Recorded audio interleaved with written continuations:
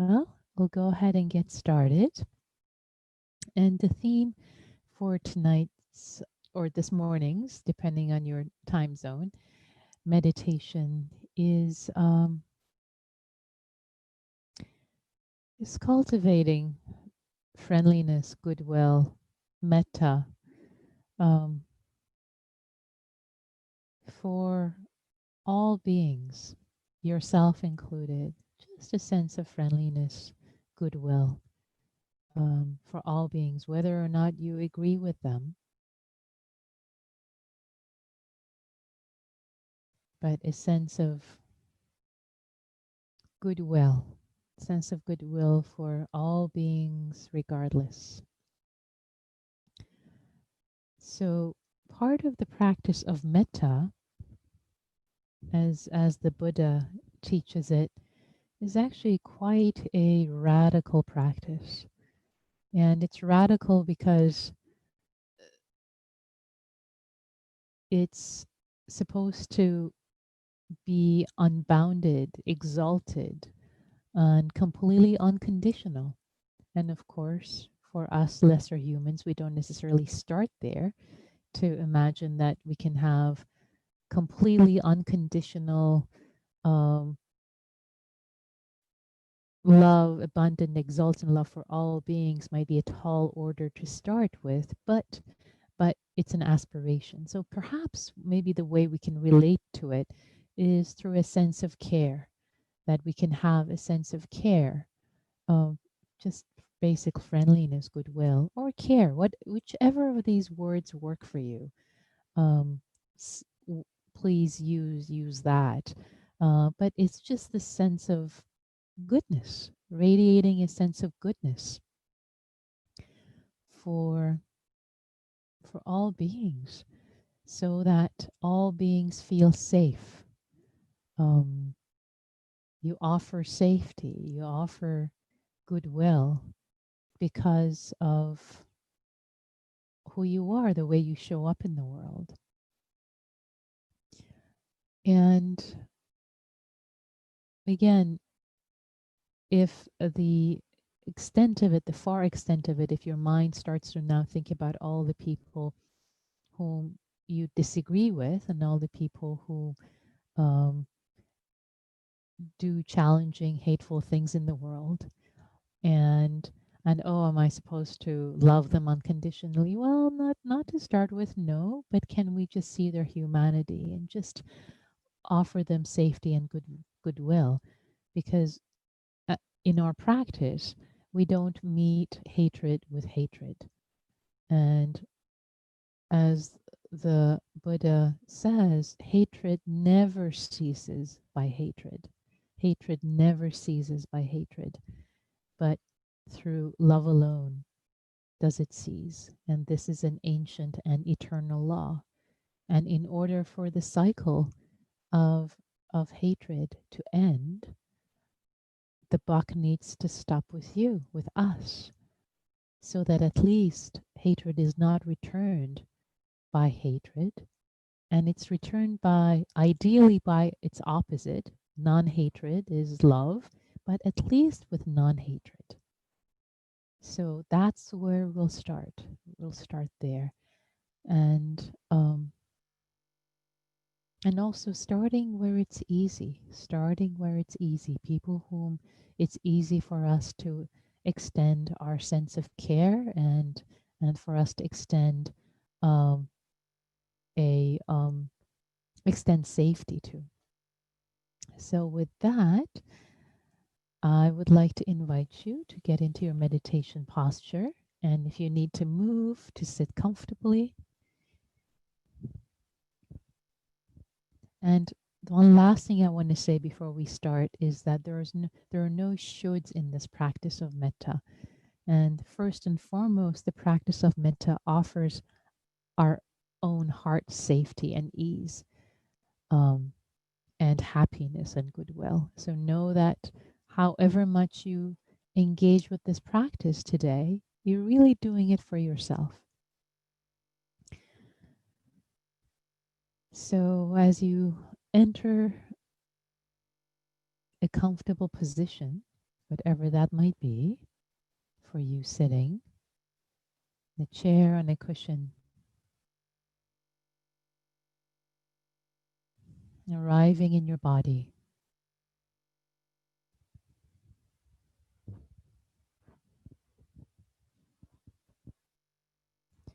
arriving with a sense of settledness, settling, grounding, connecting,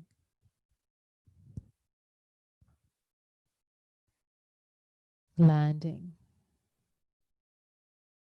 softening, relaxing every muscle,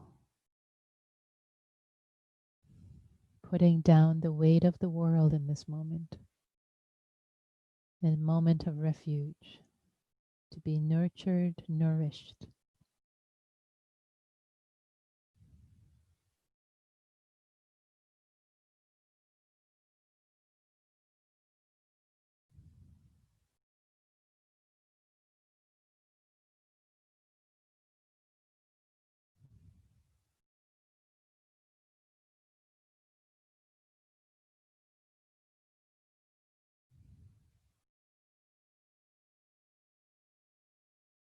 And letting your breath be soothing, calming,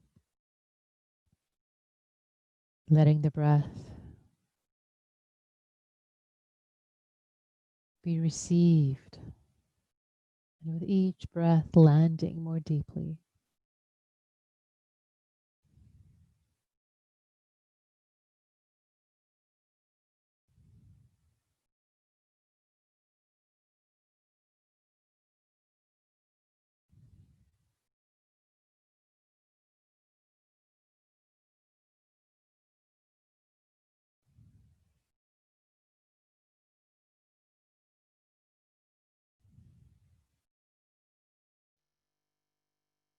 And with each out breath, relaxing and softening. With each out breath, letting go of more holding, tightness, tension in your body.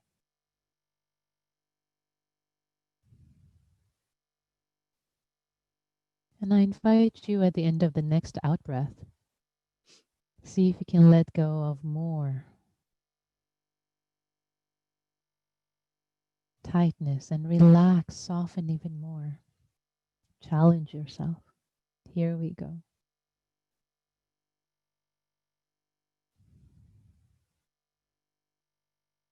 Landing more deeply in your body. Now at the end of the next out breath, one more time, challenge yourself. Can you land more relaxedly inside yourself?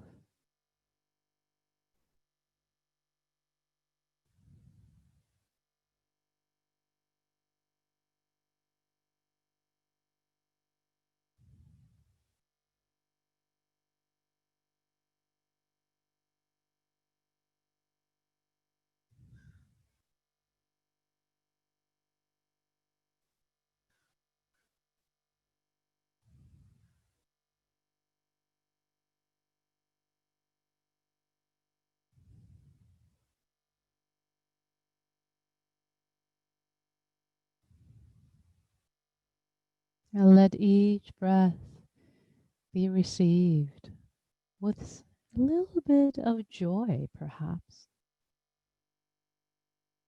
If there is any delight, any pleasure in this act of just sitting and breathing in this moment.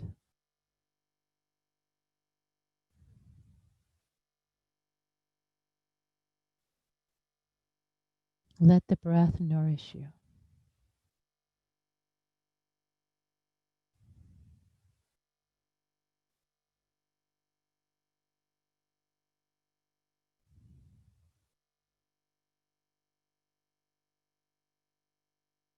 Putting down the thoughts, activities of your day in just this moment.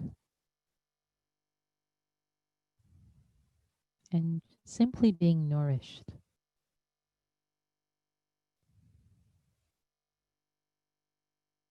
in sitting and being breathed.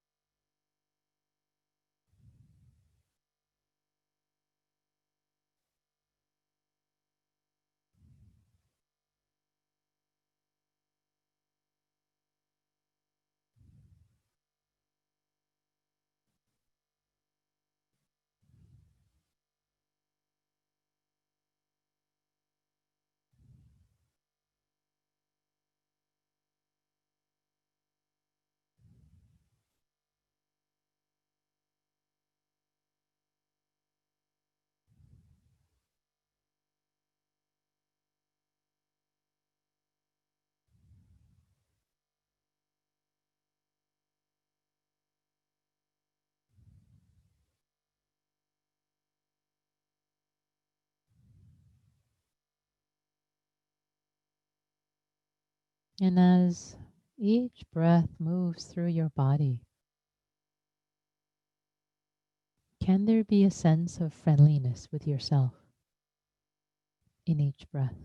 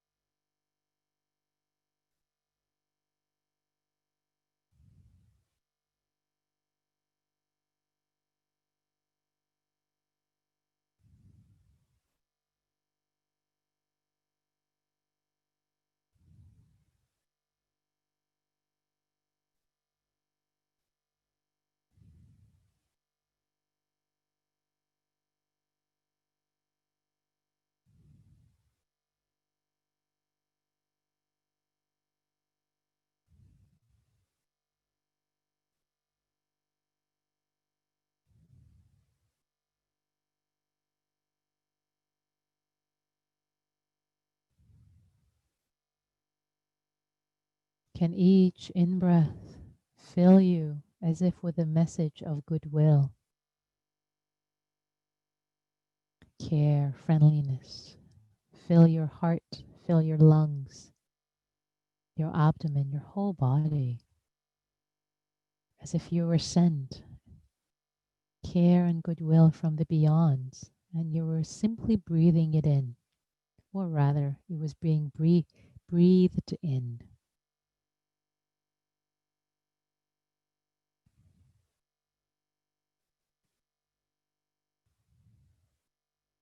Not with effort, but just naturally, it is done for you.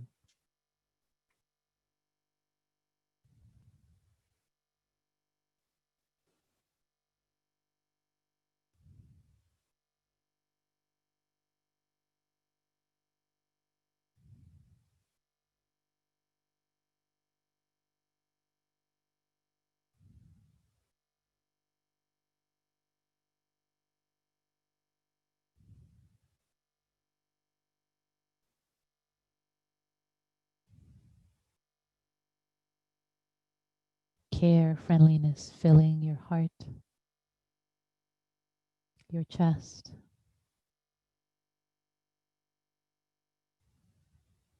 your belly, your face, your eyes, your neck, shoulders, arms, hands. Friendliness, goodwill, warmth, filling your sit bones,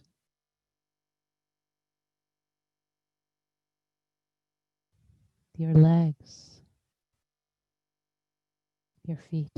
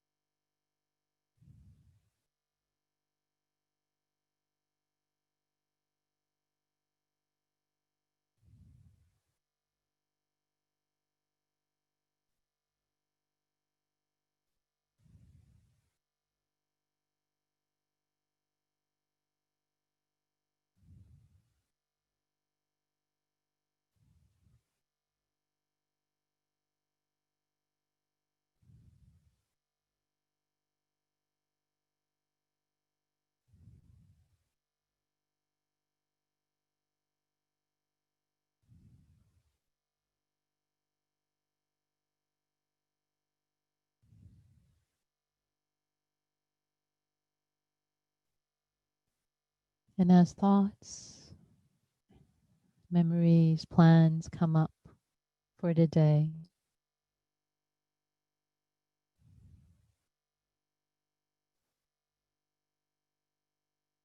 meeting them with a smile, with a sense of care, goodwill, thanking them for arising, and simply saying, thank you, but not now. I'm taking this moment for settling, a moment of refuge, a moment of care, of reconnecting with myself. Please come back later.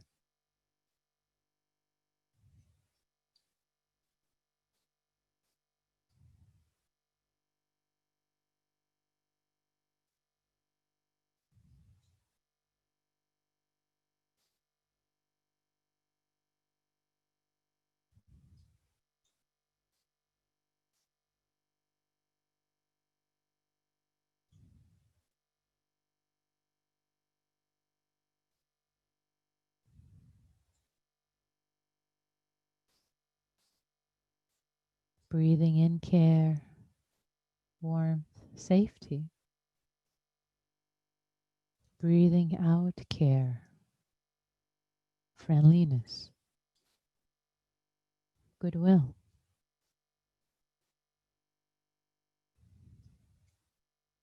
For yourself and wherever your breath spreads.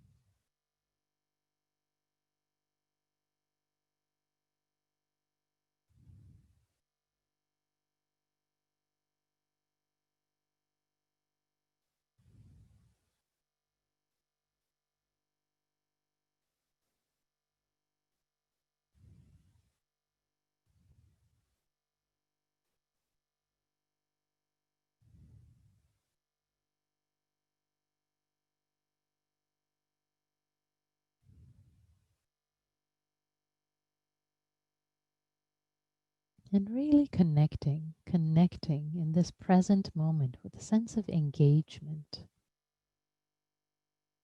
sense of presence, connecting with the breath,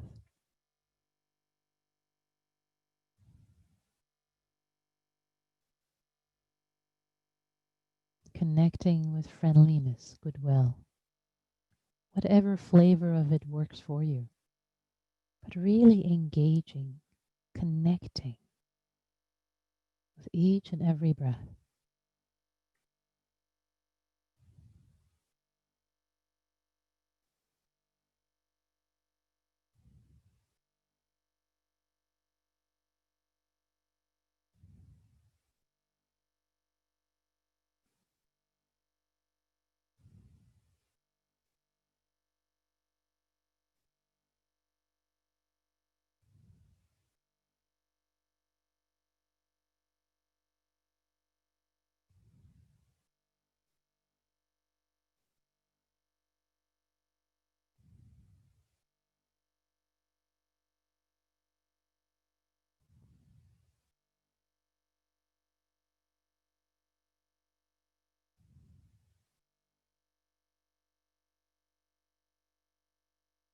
And now, as you're connecting with the sense of goodwill through your breath,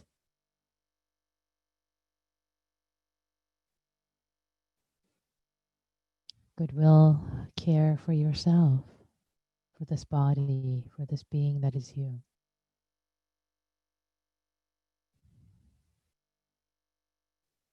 Allowing your care, your friendliness to spread as if it were spreading with your breath, all the beings who are practicing right now together with you.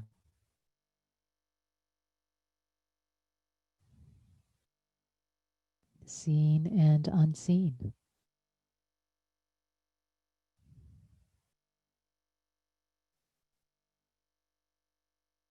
As if your breath would bring them a wish, as if your breath is embodied with your wish of goodwill for them. May you be safe, happy, healthy, have ease.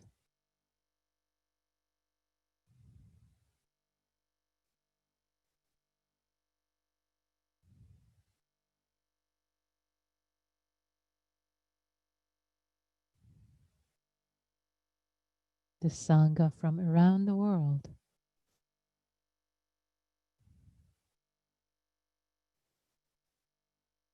wishing them well, all practitioners just like you.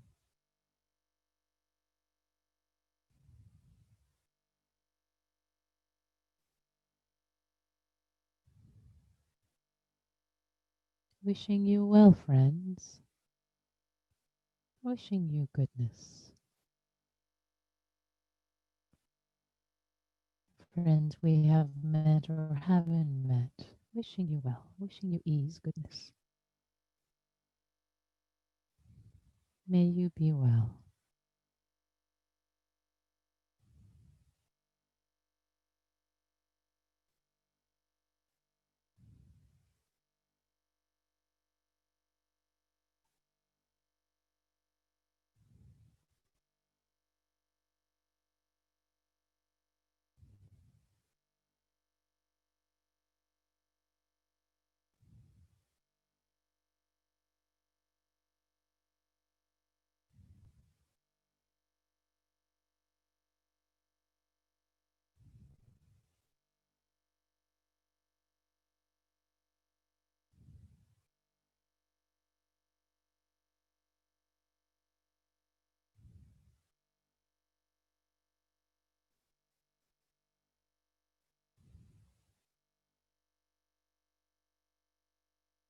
These beings practicing with you are just like you, just like me. They're human beings just like me. They suffer, have pain, physical pain, sorrows, disappointments, have joys, happinesses, people they care about, people who care about them. Their inner lives are just as complex as my inner life is to me. My life is dear to me, and so is theirs. Wishing all these beings well, just like me. They just want to be happy.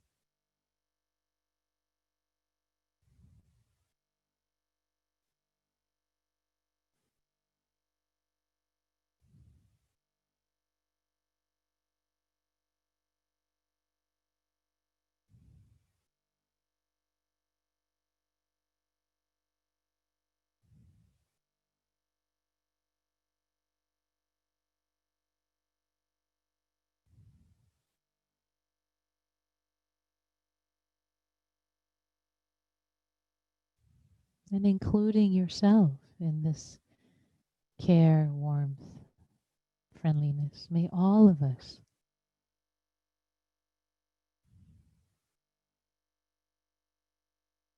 have well-being, goodness, safety, happiness.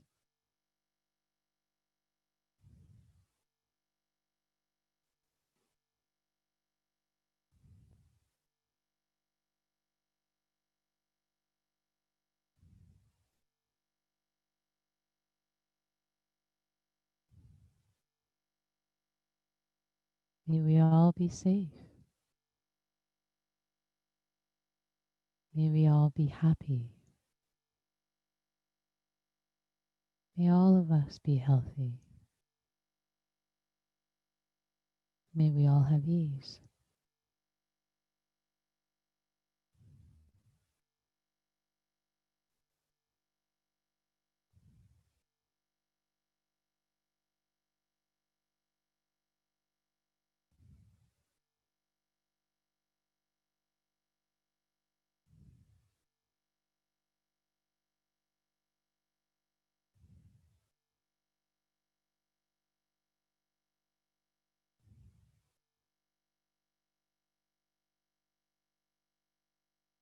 And now extending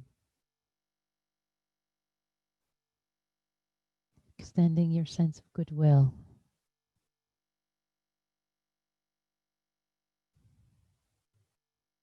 offering safety and goodness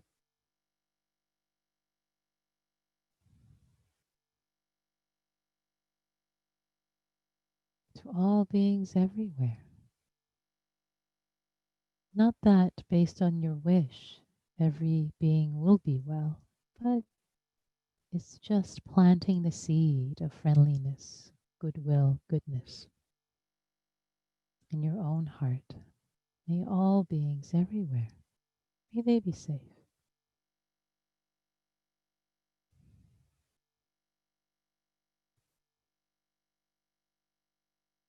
May they be happy.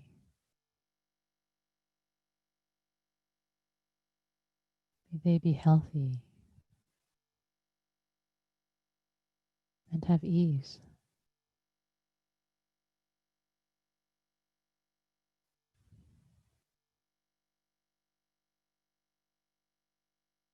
Those you agree with, those you don't agree with.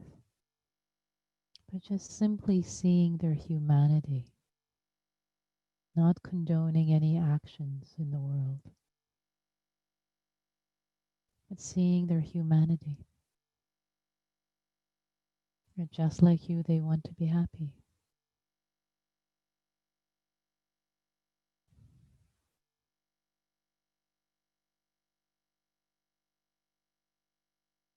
They are not so different from you. You could have been born as they are.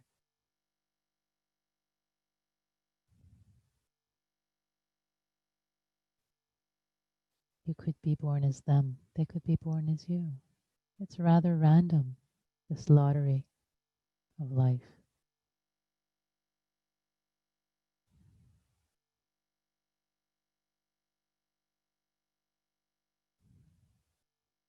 Offering non-harming, just offering non-harming. If that speaks to you, offering non-harming to all beings everywhere.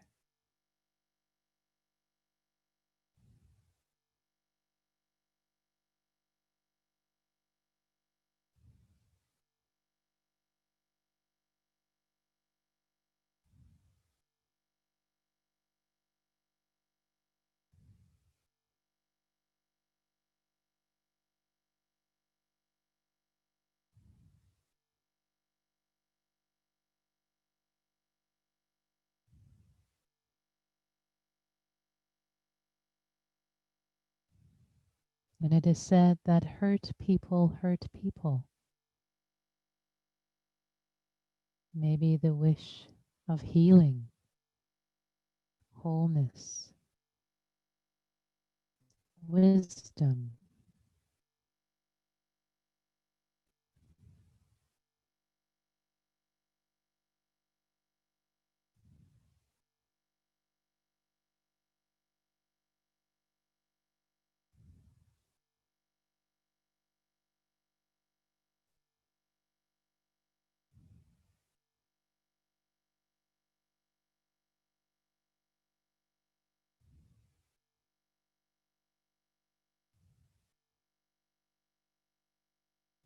for seeing more clearly the suffering of others, non-ignorance, but not turning away, not turning your heart away from any being in the world as much as possible. And if this practice in this form brings up a lot of challenge for you, then go back to a simpler practice, what we started with earlier in the sit, just breathing care and goodness for yourself. If it starts to become challenging, offer yourself kindness because you're the one who's challenged now. Offering care, compassion. You don't have to push it. There are no shoulds in this practice.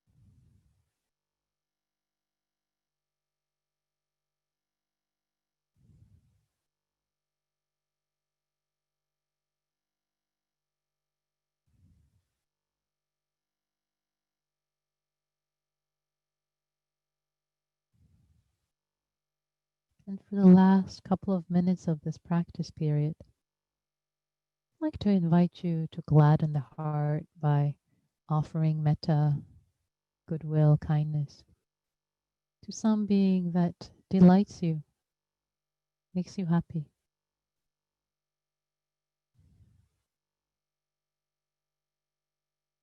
It could be a child or a pet. Right now I hear the ducks outside my window. They're bringing a smile to my face, so I'm going to offer them well-being. They just made a racket earlier, a couple of minutes ago. May they be well.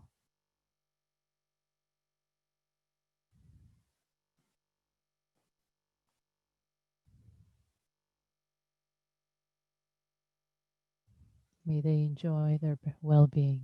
May they be happy and swim happily.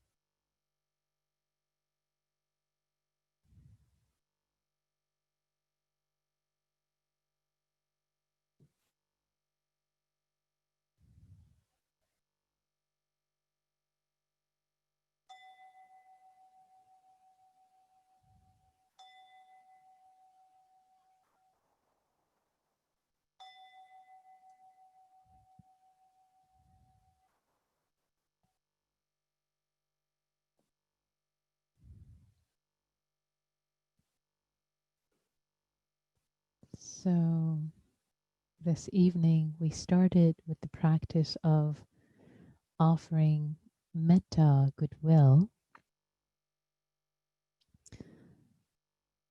to ourselves first, with connecting with the breath bringing in a sense of care, metta, and then we expanded. First we went to all the beings in the Zoom room who are practicing with us. And then after feeling this sense of common humanity of just like us, just like me, just like me, then we extended further to all beings everywhere. And this was rather fast tonight. And nowadays, with everything that's going on in the world, it's easy when we expand with the sense of offering goodwill to all beings everywhere. The sense of tightness or challenge can come up because there are beings in this world that we may not agree with and whom we may not agree with their policies, with their viewpoint, with their actions. And this can be a very challenging practice. So how do we keep our heart open? How do we continue to offer non-harming? What are the ways that we can stay present, offer non-harming? And it doesn't happen overnight, and it can be a challenging practice. And my invitation was, if it became challenging at any point, for you to please come back to offering care, kindness, compassion to yourself.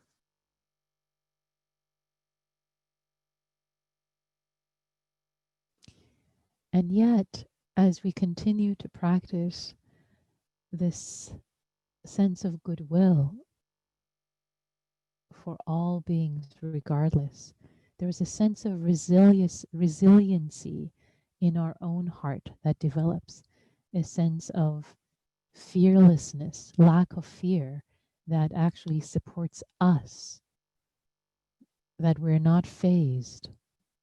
There's a sense of stability that grows in us So we are the ones who benefit the most, really, from this practice of offering in our hearts, offering kindness and care to others. And just one last thing to say about this is often what comes up for many people is, but. And one teaching to consider is if people who cause harm in the world through their action, through their hatred, etc., um, if they didn't have dust in their eyes, as the Buddha puts it, if they could see clearly, if they could really, really see the effect that their actions, their hatred was having on themselves and on everyone, they wouldn't be acting in this way. So it really is a matter of ignorance, not knowing any better, but knowing is not a matter of knowledge or or information, but it's a knowing in the heart. If the hearts knew better, the harm would not be caused. So it's offering this goodwill, knowing that if all these beings, if they knew better, if they could see clearly through their heart, the harm wouldn't be caused. So offering the non-harming, the care in our heart, understanding that. So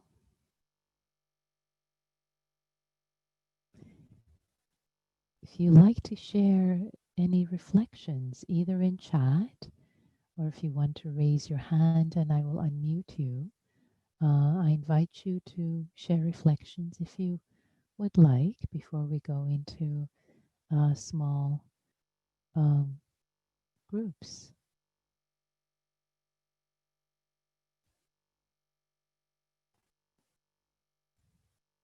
And you can unmute yourself also if you want right now, or have a chat. If there's a question, if there's a reflection, what's coming up for you right now, having done this practice, and just to say it is a challenging practice. So thanks for hanging in there. Or maybe it was easy for you.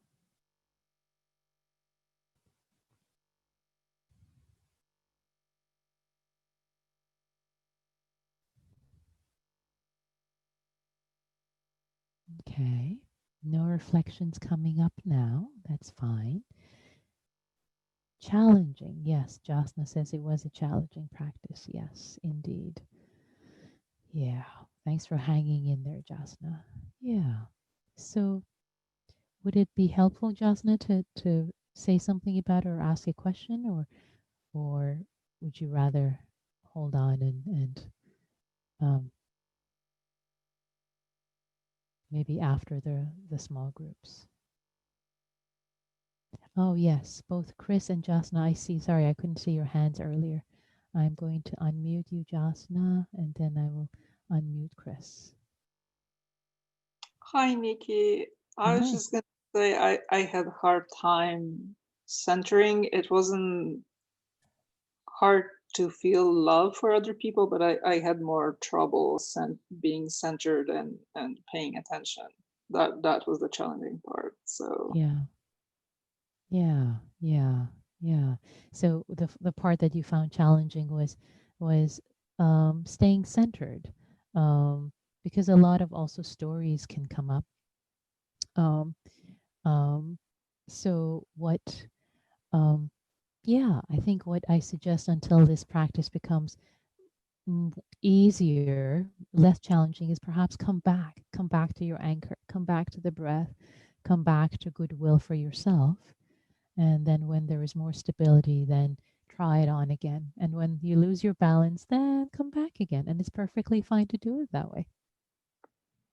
Thank you. Chris, you're unmuted, please. So you had mentioned meeting hatred with love, and I was just wondering if you could explore that a little bit more, because I find it difficult, especially in this environment right now, and it's like kind of in our face.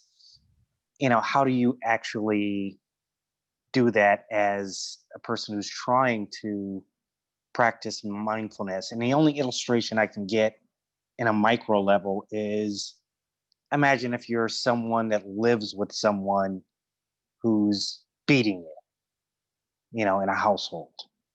It's hard to tell that person to meet that hatred with love. No, you take it on a micro level, and that's where Yeah. we are with our society. Yeah. Yeah. So, Yeah. as a mindfulness person, do you just close your eyes to what's going on and take the beating? Or I'm just curious about your thoughts. Yeah. I am so glad you brought that up, Chris. Thank you so much. Um, you absolutely will not take the beating. So this teaching is not about becoming a doormat. Um, it's not about that. It's what the teaching is about cultivating an attitude of love, but not condoning action. So what does that mean? So say someone is attacking you and they're harming you, and it's not appropriate. It's not appropriate for you. You love yourself. Of course, you don't want to be harmed, and they're harming themselves by harming you. So out of self-defense, so stopping them, and maybe if you have, if you need to use a weapon also, but it's not out of hatred, but it's out of love for yourself, and out of love for the person. I care for you and you're hurting me. So it's um let me tell a tiny little story, and then I'll come back to this example that you brought up. So one of the people who's brought the practice of metta to the West is Sharon Salzberg, and there's this wonderful story that she tells, that she was in India on a rickshaw, and making long story short, she was almost pulled down by a drunken person, and um, she, she was really afraid for her life. She felt that if she was um, taken, brought down from the rickshaw, um, she would have been raped and killed. And on the rickshaw, she was about to go to her teacher, Munindraji, and she's quite shaken. This other friend, so they get there. She tells the story, and Munindraji tells her, "Well, Sharon, with the with all the love in your heart, you should have taken your umbrella and hit the drunken man over the head." So I offer that example because it is wise action. The wise action is, no, you can't hurt me. And hey, drunken person, you're hurting yourself. You don't know what you're doing out of drunkenness, out of, or hatred in this case, out of not knowing any better what you're doing. But out of, I'm, the taking the umbrella and hitting them over the head, I'm not going to condone this. This is not going to happen. But it's not out of hatred. It's out of love for myself and care for the being that you are, but that you're really not acting um, in your highest self, your best self, the divinity that you are, wouldn't be harming me in this moment, wouldn't be hitting me in this moment. So this is, in this example, the person is drunk, but the person, if the person is not drunk, still they're not living up to the beauty, to the humanity that they that you wish they would show up as. So does that answer the question a little bit or Yeah, a little bit. I definitely, it's something I have to meditate on more, but I think you give me a good perspective to think about. Yeah. So it's okay to to say a strong no and take action, and the action could be in self-defense, and it could be, and in the case of hitting the person over the head, you will be harming that person. They'll be knocked out. But it's, is that action out of your heart, is coming out of hatred? Oh, you hate me, therefore I hate you, No, it's or is coming it? from love for myself, and maybe in some ways a love for seeing that person change. There you go. So that is part of this in aspiring in meta, practical meta in this practice is that. So thank you for bringing that up, Chris. Yeah. So let's see. And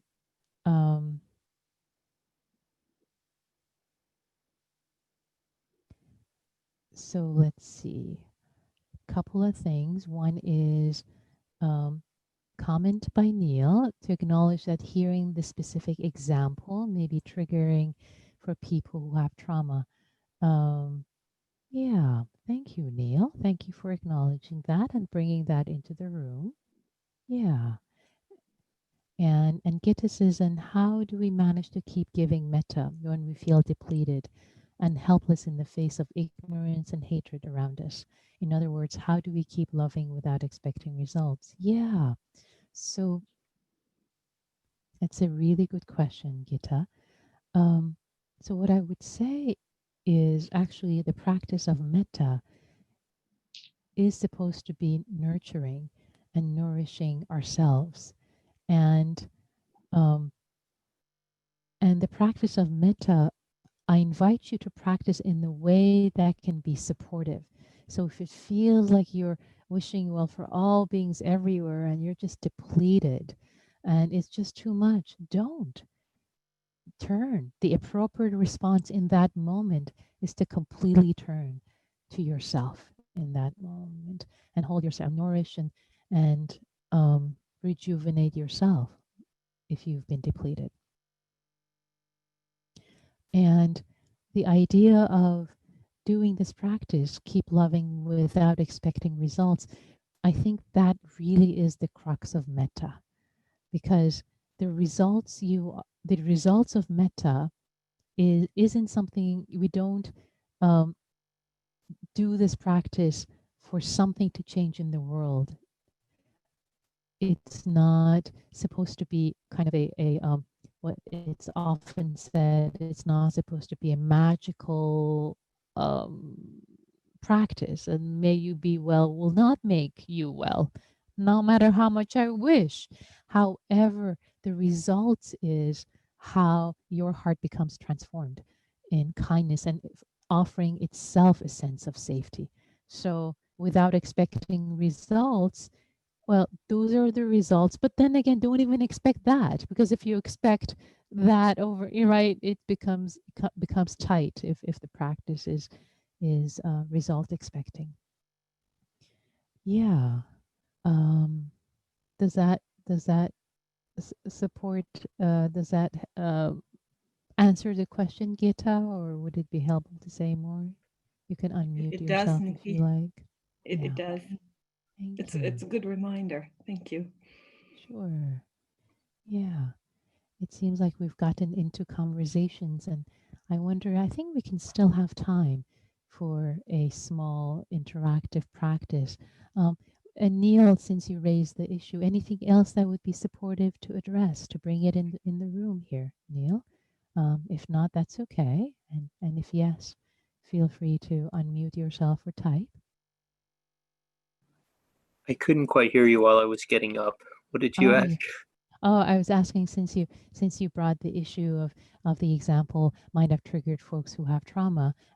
Anything else that might be supportive or helpful in addition to mentioning it that you would like Yeah, to? thank you. Yeah. I guess just being mindful of if we bring um, really, really things that could have been really traumatizing into the space, it can um, lead people who have been in those situations to relive that again and really be a painful experience. So it's Yeah. helpful to be aware of that. Yeah. So just general, there's a lot of things that could cover, and um, yeah, something about trauma informed or trauma responsive approaches. Mhm. Yeah. Yeah. I appreciate you bringing that in and bringing that sensitivity in Neil. And I think the part of actually the practice of metta, obviously, is that it can support the heart. Um, it can support the heart in having a sense of safety, and the specific example that was brought in, I think you're referring to the story that Sharon Salzberg tells and I retold, right? I actually originally wrote it before that story. Just the idea of someone getting hurt by a significant other.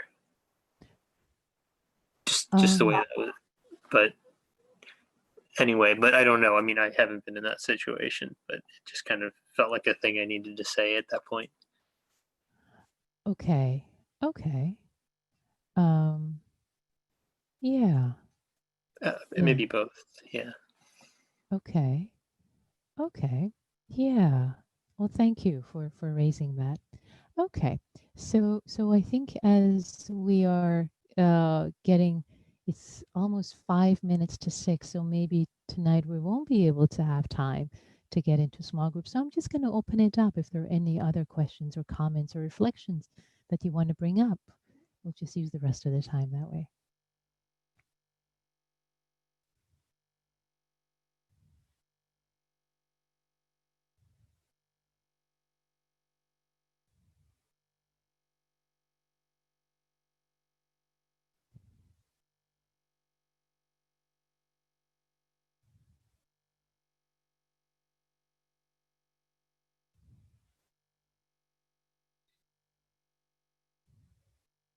Hi, Nikki. This is Bhupal.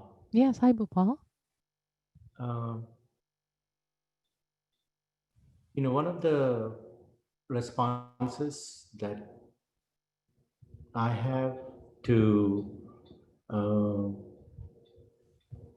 rhetoric that can hurt us is to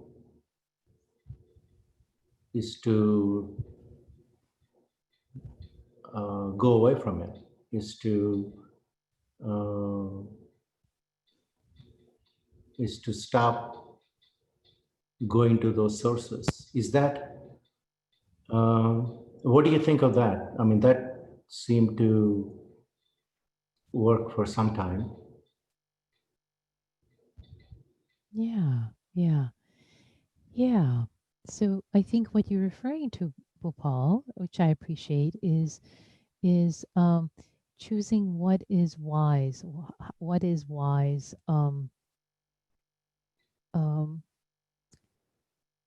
Way of say if it's about news or social media, what is the wise, what is the wise consumption of material, and at some point realizing actually this is not helpful for me to be consuming this or in this conversation or really receiving this. It's not helpful, so it's wiser not to be a part of it.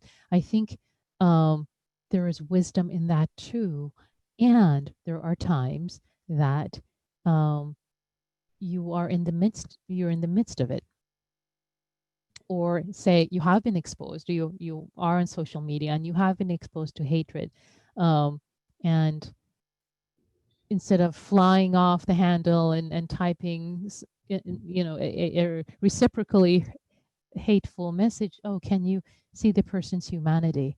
And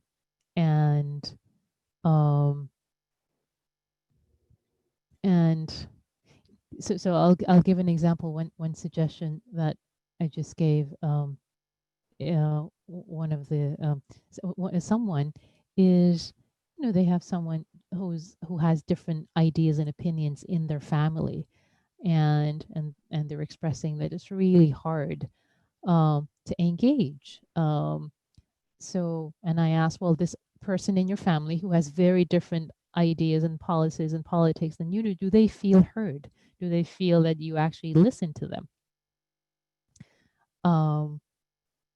And the answer was actually no. There, because there's a lot of buts, but that comes up when the conversation comes up. So creating a sense of actually allowing the other person to feel heard, in so to create a sense of a feeling of understanding. So why do I bring this up? So in what you brought up, Bhupal, there can be wisdom in turning away. There could be wisdom in engaging skillfully, but in either case, there's a sense of love for yourself because you care for yourself and you turn away, or it's love for, well, let me understand, let me hear you better. let me not just assume that I know where you're coming from in order to create the sense of understanding. So I think 7 o'clock, and I see there are various chat messages. And yes, the question that you asked, Chris, I think was very helpful, and appreciated also Neil's comments. And yet I think there is a sense of I think the question that you asked was really helpful in us exploring and learning together. And I think there is a time and place for trauma sensitive mindfulness, and yet it there in this case, as much as I appreciate, I wanted to bring Neil's comment into the room and honor that too, and I would not have had you not ask your question at all, Chris. So I'm really glad that you raised what you raised. It was a very good question, and it was an insightful question. So just to say both and these things happen, and it's all good, and it's as much as we try to support each other and keep environments safe. Again, that's a great example of a question that's brought in out of love, of understanding the Dharma. What does this practice of love mean when somebody might be beating you? And so I really appreciate your question, which is out of love, out of care, to understand the Dharma. And Neil, I also appreciate you pointing out of care for other people. You're saying it's not my case, but somebody might be hurt by this. So raising that out of love and care. So these are both examples of care that both of you exhibited in the way you showed up tonight. It's neither is out of hatred, it's both out of love. And we do the best you can. We act out of love. It's not perfect, our world, but we show up with love and care for each other and learning the Dharma. So thank you all for tonight's practice. It was very, very rich practice and very rich conversation. So may all beings be well. May all beings be happy. May all beings be free, including us.